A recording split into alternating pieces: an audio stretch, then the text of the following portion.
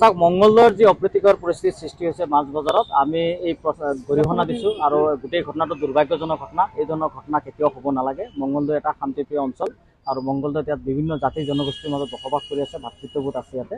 গতিকে আমি কোনেও যাতে কোনো পক্ষে যাতে কোনো ধৰণৰ উচতনিমূলক কাৰ্য বা কোনো ধৰণৰ অপ্ৰীতিকৰ পৰিস্থিতি সৃষ্টি কৰিব লগা পৰিৱেশ যাতে নহয় আমি আহ্বান জনাইছোঁ। একেলগে আমি আৰক্ষী অধীক্ষক ডাঙৰীয়াক সাক্ষাৎ কৰিছোঁ, আমি ইয়াৰ চক্ৰবিষয়া ডাঙৰীয়াকো সাক্ষাৎ কৰিছোঁ।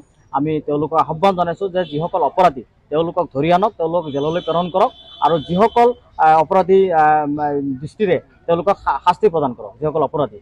আৰু আমি এই কথাটো কৈছোঁ যে মঙ্গলদৈ যিটো এটা শান্তি সম্প্ৰীতি অটুট থকা এটা চহৰ, গতিকে এই চহৰত কোনো ধৰণৰ মানে অশান্তিকৰ পৰিৱেশ সৃষ্টি কোনেও কৰিব নালাগে। আৰু জিলা প্ৰশাসন এই ক্ষেত্ৰত কঠোৰ ব্যৱস্থা গ্ৰহণ কৰক।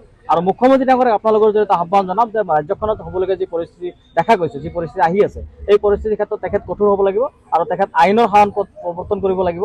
আৰু যিসকল অপৰাধীক কঠোৰ শাস্তি প্ৰদান কৰক। আৰু ধৰ্ষণৰ দৰে যি ঘটনাবিলাক সংঘটিত হৈ আছে আপোনালোকে দেখাই পাইছে, এটা পিছত এটাকে ধৰ্ষণৰ ধৰণৰ ঘটনা। আৰু এই অপৰাধীসকলক কঠোৰ পৰা কঠোৰ শাস্তি প্ৰদান কৰক, ফাঁচি দিয়ক, আমাৰ কোনো ক'বলগীয়া নাই। আৰু আমি অসমত শান্তি সম্প্ৰীতি অটুট থকাটো বিচাৰোঁ আৰু আমচুৱে অবিৰতভাৱে এই কাম কৰি আছে, অনাগত দিনত কৰি যাব।